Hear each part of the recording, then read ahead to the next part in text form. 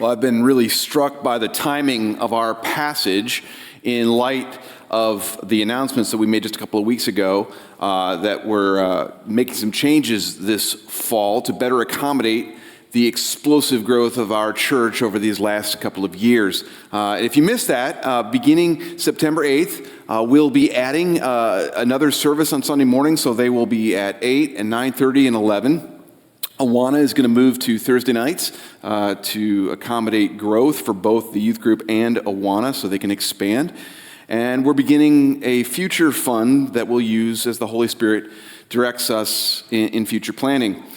And this week, as I was preparing this sermon on provision, I was talking to a friend who is a part of our church here, and he asked a really great question. He asked if we would ever consider just simply capping our ministry and saying that we've reached our size limit and determining at that point not to grow. Which, by the way, is a good question, because it's a question of resources. This is a question about what we have, building resources, human resources. Do we have what we need in order to scale and to expand? And there's nothing wrong with looking at what we have and asking the question how best to use it. That's just good stewardship. But to the question of whether we would cap our church and determine that there's no more room for new people because of resources, the answer to that question will always be a very hard no.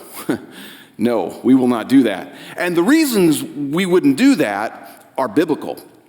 There's biblical reasons for that. The fact is that the mission of the church isn't determined by us. We don't decide what the church does. Jesus tells his church what we are to do. The way we phrase Jesus' mission for us here at Calvary is that Calvary exists to glorify God by making disciples of Jesus who live out a passion for Christ and a compassion for people. Our 5 core values are to love lost people, to make disciples, to gather together for worship, and to develop healthy leaders and healthy families. So if you're doing that, if you're sharing the gospel with people who need to know Jesus and don't yet know him, and we're making disciples, we're growing people up, and we're gathering together for worship, well, those people need more resources. They need resources. They need a chair in this room, increasingly hard to come by. They need a chair in this room. They need a small group to join. They need a cinnamon roll, right? I mean, that stretches the word need a little bit there, but I think we'd all agree. You get the idea, right? There's a need for these things. And the mission determines the resources. It's never the other way around. It's never the other way around. If Jesus tells us to go and make disciples, we can be sure he will provide everything we need to make those disciples. And it will absolutely stretch us to do that. It'll stretch us. It'll cause us to sacrifice. It won't always be comfortable. It will require an all-hands-on-deck mentality with people using their gifts and the way God has gifted them to give back and to edify their church, to fulfill the mission of Christ in his church. And God will provide. God will provide for his mission. And in the process of carrying us forward and providing for his mission, he will strengthen our faith like fire tempering steel. We'll become followers of Christ who are stronger because of what Christ will take us to in his mission. All of these questions about the future and what's coming next are really questions of provision. Since we know that everything that we have comes from the hand of the Lord, all questions about the future really are inquiries about what God will provide. What is coming next from his hand? What is the Lord lining up for us? And if the answers to those questions don't come quickly or they don't come obviously, then we have to wrestle with anxiety and try to figure out what God is teaching us through it, because he is teaching us. There's no question. Like, the Lord is teaching us through everything. One of the beautiful things about trusting in the sovereignty of God is that we know everything he has for us. As the Apostle Paul put it, everything is preparing us for an eternal weight of glory. Everything you experience, everything we go through, every trial, every sacrifice is preparing us for an eternal weight of glory beyond anything that can be compared to. Everything we experience now is molding and conforming our souls into Christ's likeness so that we are prepared for an eternity with Christ. The things in the world that seem very important to us, but here's the thing. Those things, they're just training. There's so many things that seem important to us, but they are training. Life, all of life is like a cross-training program getting us ready for eternity with Christ. Everything God provides for us, whether it's for today or in the future, is making us ready for eternity with Jesus. And with that in mind, we're going to look today at Jesus the provider in what might be the most well-known, the most famous story of Jesus' provision other than the cross. So the cross certainly is the most famous story of Jesus' provision, but this one's pretty up there in the list. It's the moment when Jesus takes 5 loaves and 2 fish and feeds everyone who has come to hear him preach the kingdom of God. You know the story. I say 5 loaves and 2 fish, you automatically know where we're going, right? You know that story. Everybody knows that story very well. It's an expansion. This account is an expansion on the missions principles that we saw last week. Jesus sent the disciples out with no food, as you'll remember, to show them that he would provide for them during their entire ministry. And this week, we'll see Jesus demonstrate that ability to provide in a dramatic display of his power. And the main point of our passage today is fairly simple, and it's very profound. Because we have Jesus, we'll always have everything we need for everything he asks us to do. Because we have him, we'll always have everything we need for everything that he asks us to do. What Israel learned in the wilderness when God gave them manna from the sky and water from the rock is that though they appeared to be in need, they actually had everything they need because they had the Lord. Jesus, who is the Lord, is going to show us that he's the Lord basically by doing a remake of the original manna event. He's saying, if you're with me, if you're connected to me, if I'm with you, you'll never have to worry about anything else. So before we get to that beginning of that story, which begins in verse 10 of chapter 9, so if you have your Bibles, you can open to Luke chapter 9. And the story of the loaves and fishes begins in verse 10. But before we get there, we have a little snippet of a different story that's developing. So after we look at that briefly, we'll get into this miracle provision that Jesus performs. Here's the little snippet. Now Herod the Tetrarch heard about all that was happening, and he was perplexed, because it was said by some that John had been raised from the dead, by some that Elijah had appeared, and by others that one of the prophets of old had risen. And Herod said, John I beheaded, but who is this about whom I hear such things? And he sought to see him. You know how sometimes when you're watching the news on television, a reporter will come on and say, this is a developing story, and we'll let you know more when we have an update. Okay, well, that's what's happening here in Scripture. This is a developing story. We've already seen Herod's interest in Jesus to this point, and yet here's one more moment where we're told that Herod is interested in seeing Jesus. Herod's going to be mentioned a few more times before his story concludes, just before Jesus' death in the book of Luke. It's suffice to say, Jesus is way less interested in meeting Herod than Herod is in meeting Jesus. That is a fact. At one point, Jesus calls him a fox, which is not a good thing in his day. They did not have mutual admiration. All right. But the one thing in this little update, in this little snippet, I'll point out for our purposes this morning is that there's still a lot of speculation about who Jesus is. Now, Jesus has been doing all kinds of miracles and healings, and things have been happening. And at this point, there's still speculation. How can Jesus do these things that he's doing? Do these miracles make him a prophet or something more than a prophet?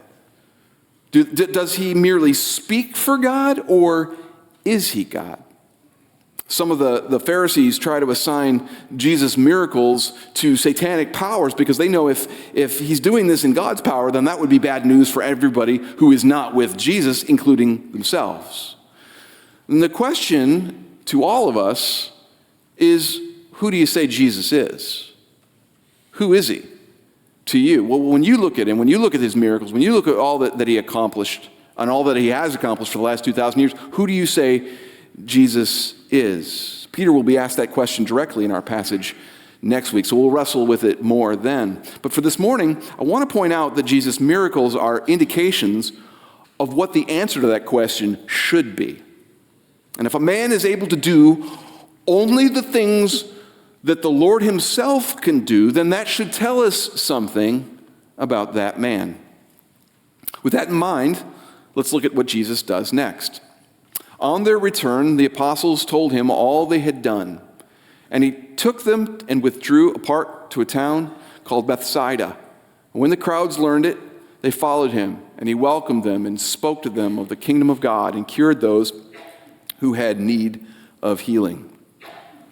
So the teams of two that Jesus sent out, as we looked at in our passage last week, they've come back and they're reporting on all that they have accomplished. By the way, that is a pattern that we see throughout Scripture. When missionaries are sent out, they do their work, they come back to the sending church, and they report on what they've done. And this is one of the reasons that we here at Calvary have missionaries who travel, and then they come back, and we have them up here on the stage, and they report about what's happening in the field. That's part of worship, is sharing in the accomplishments of ministry together. And so Jesus hears everything that these guys did, and he says, all right, let's go and take a rest in Bethsaida, because they're probably hungry and tired at this point. Ministry will do that to you, by the way, especially when you're relying on other people to take care of you. So let's go get rested up. Let's take a little hiatus, and then we'll get back to work. But it doesn't work out that way. See, the crowd follows Jesus around, and they hear about what he's doing, and they follow Jesus. And Jesus, of course, welcomes the crowd, and he starts teaching and healing again, because he's Jesus, and that's just what he does. When there's people that want him and need him, he gets to work. And so that's the setup. That's the context of our account here. They're a faithful, tired group trying to withdraw, but they're pressed back into action. And they're not upset about it. They're not upset. This wasn't planned, but they didn't mean for ministry to happen this way. But they're willing to do ministry. And this sets us up to understand the problem that arises. Now, the day began to wear away, and the 12 came and said to him, "Send the crowd away to go into the surrounding villages and countryside to find lodging and get provisions, for we are here in a desolate place." You see how they never made it to Bethsaida? They're out in the wilderness somewhere, probably a central point from the surrounding villages. And the disciples, who are themselves at this point tired and hungry, want Jesus to dismiss the crowd so that they can go home and they can get something to eat. And for those who've traveled far from their homes to see Jesus, those folks are probably going to need to find lodging as well. And with the day coming to a close, and the sun is going down. You can kind of picture it, right? The sun's going down. It's been a long day of teaching. This is a very thoughtful, a very prudent, a very normal plan of action. Any one of us might have come up with this plan of action. I don't know how many of you have ever been to a Bible conference, but I'll tell you, no matter how good the teaching is, at some point you start losing focus. It could be great teaching, but you just, oh wow, this is a very long day. Because when you get hungry and tired, it could be John Piper up there, and you're looking around at your watch, and you're trying to figure out some way to slip out of this thing. I've skipped out of entire sessions at a Bible conference. I'm a pastor. I'm supposed to love these things, right? And I've slipped out because my brain was full, my body was fried, and they always stack them. It's always like 4 main sessions and 3 breakouts, and all I want to do is break out, actually.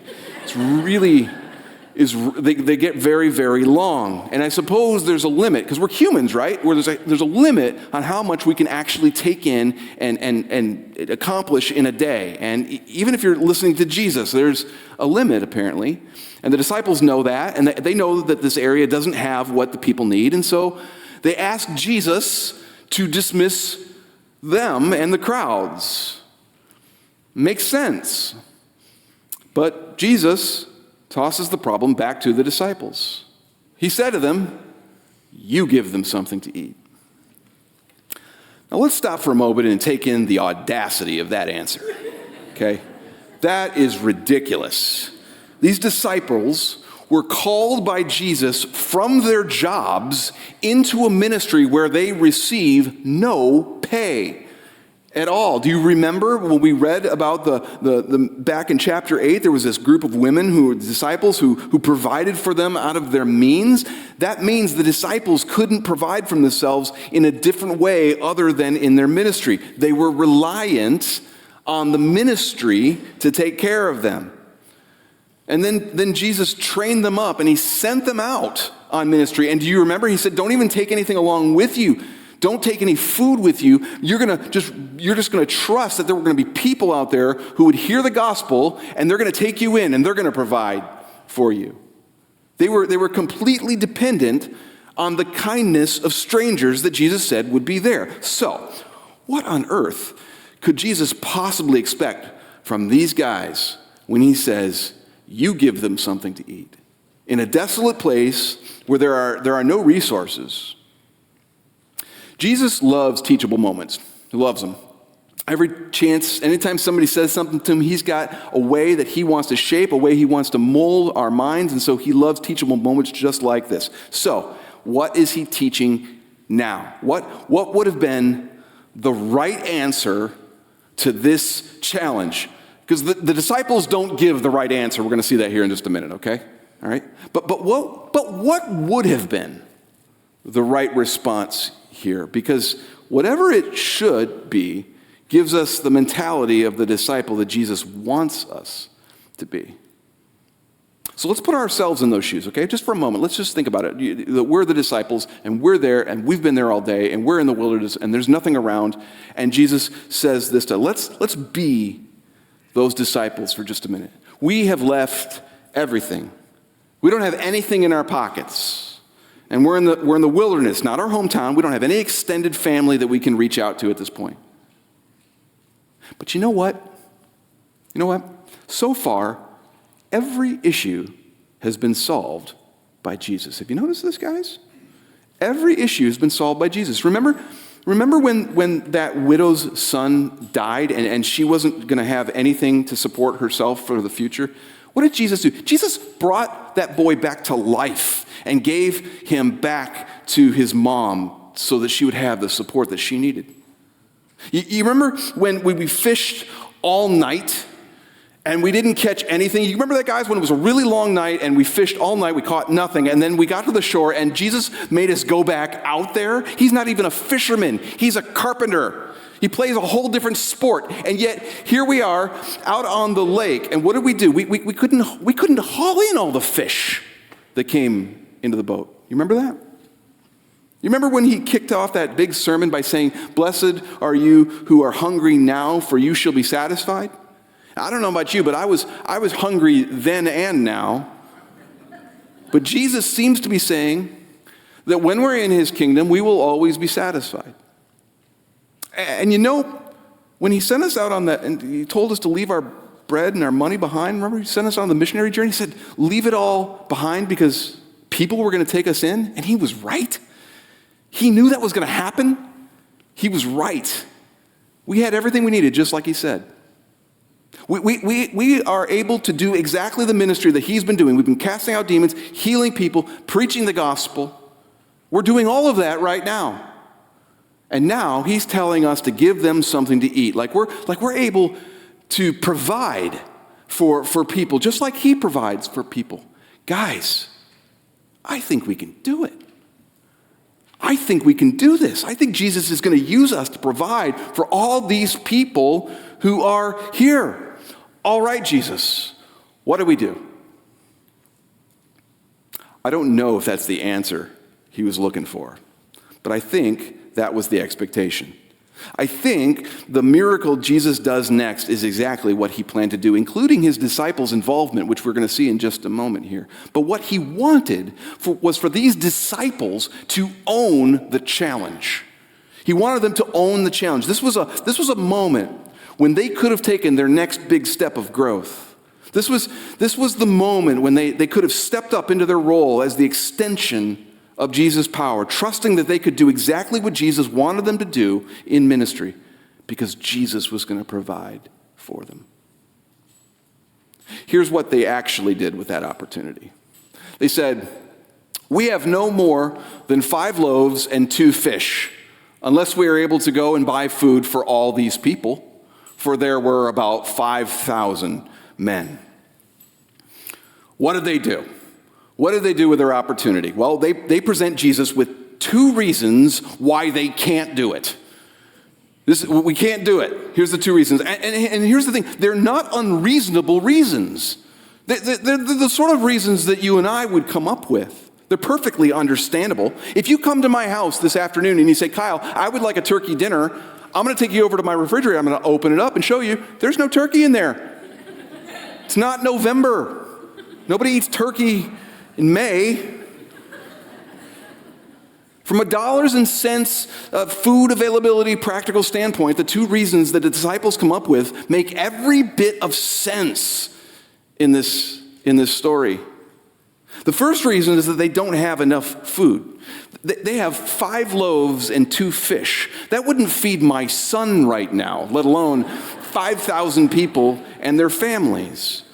Now I know that we are conditioned when we hear the phrase 5 loaves and 2 fish. I know that in your mind, as soon as I say that, I know that in your mind, you are beginning to picture a little boy bringing his meager lunch up to Jesus because of his tremendous faith. I know that Flannel Graph and Veggie Tales taught us that the purpose of this story was the faith of a little boy, this little engine that came up to Jesus.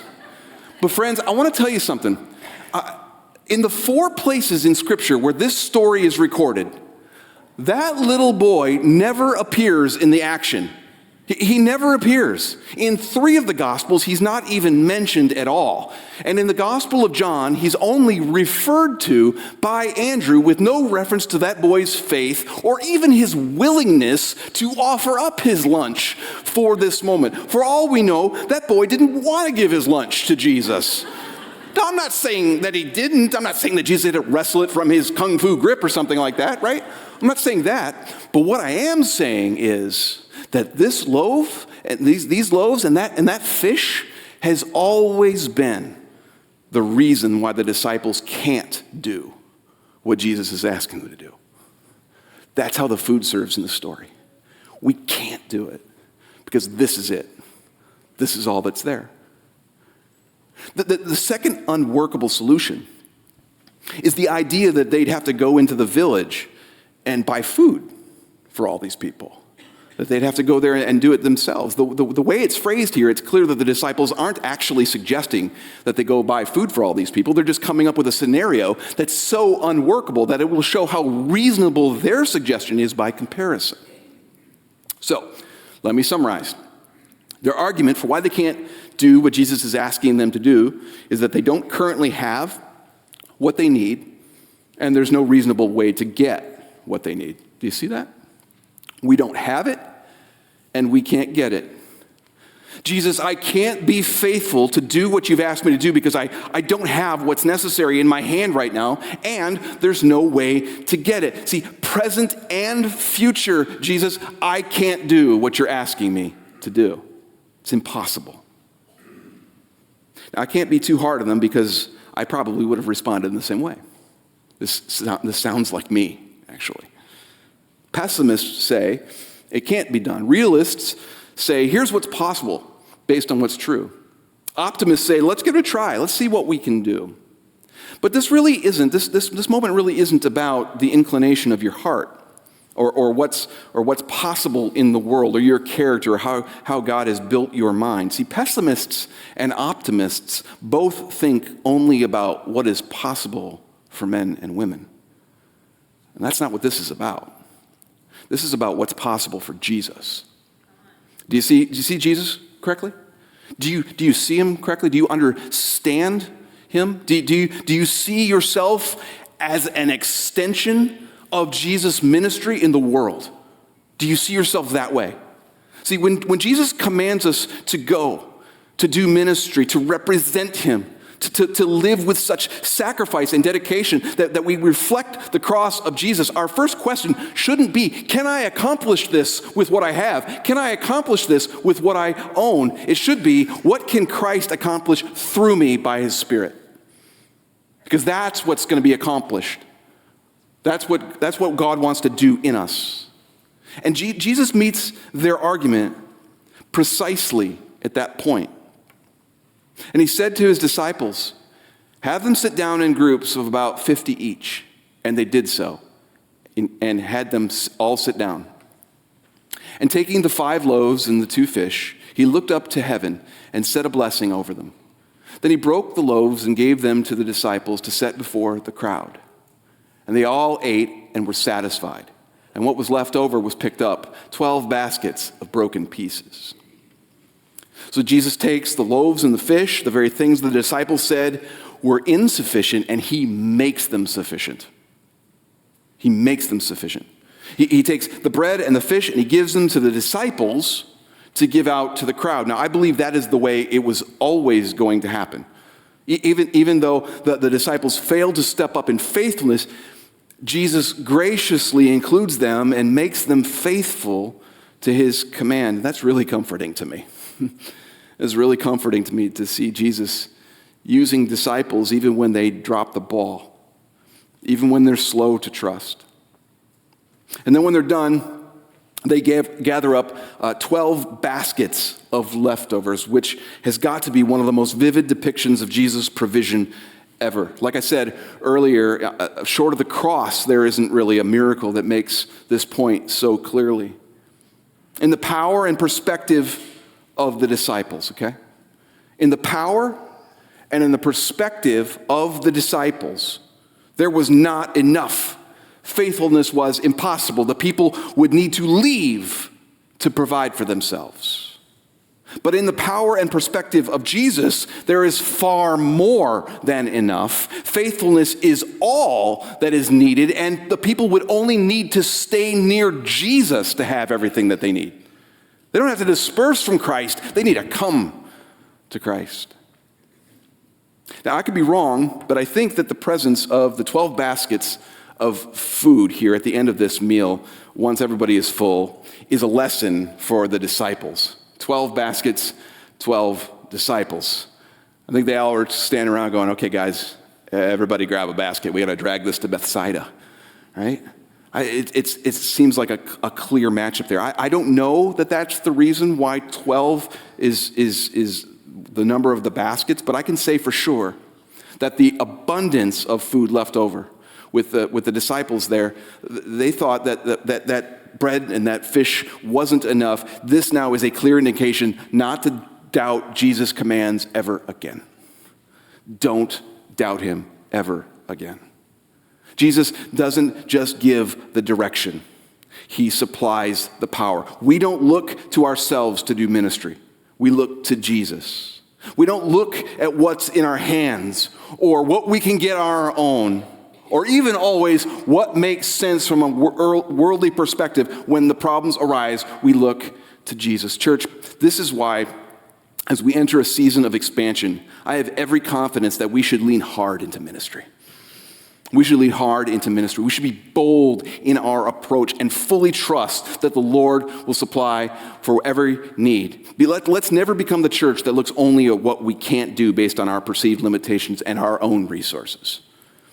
Let's never limit or curtail the mission to reach lost people and make disciples, because it's Jesus' mission. It's his instruction to us. It's his command. The one who sets the mission supplies the mission without fail. This morning, we are together going to celebrate communion. This is Jesus' ordained regular reminder of his great provision. I want to invite the musicians to come join me here on the stage in front, and I want to invite the ushers to come forward as we prepare. Communion is the celebration of Jesus' most important provision to us. When Jesus provided bread to the people that day in the wilderness, he hadn't yet told his disciples that the bread shared together would eventually remind them of his sacrifice. But now, when we picture Jesus multiplying bread and providing for all those hungry people, we can't help but see allusions to Jesus' divine, miraculous provision of salvation when he broke his body and when he shed his blood. Communion here at Calvary is a time when we invite all of you who trust in Jesus' provision of salvation to join us in eating and drinking, remembering what Jesus did to satisfy our longing and hungry souls. If you don't yet trust in Jesus, if you haven't yet put your faith in the life-giving salvation that only Jesus provides, we'd ask you not to take the bread and the cup this morning, but to use this time to think about those things. But I would add, what's stopping you? What's standing in your way from reaching out to Christ? There is a hunger in the soul of every man and woman. I know you feel it. Everybody feels it. That hunger is to be made right with the Lord, to have your sins removed and to receive his grace. And you can do that this morning. You can do that right now. You can turn from your sin.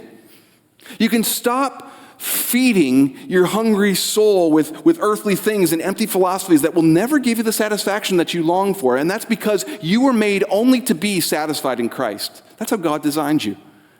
You're made to only be satisfied in Jesus. And you can have that this morning if you confess your sin and admit your need and reach out to Christ, who is our bread of life. As you're served, please feel free to eat and drink when you're ready. Let's pray.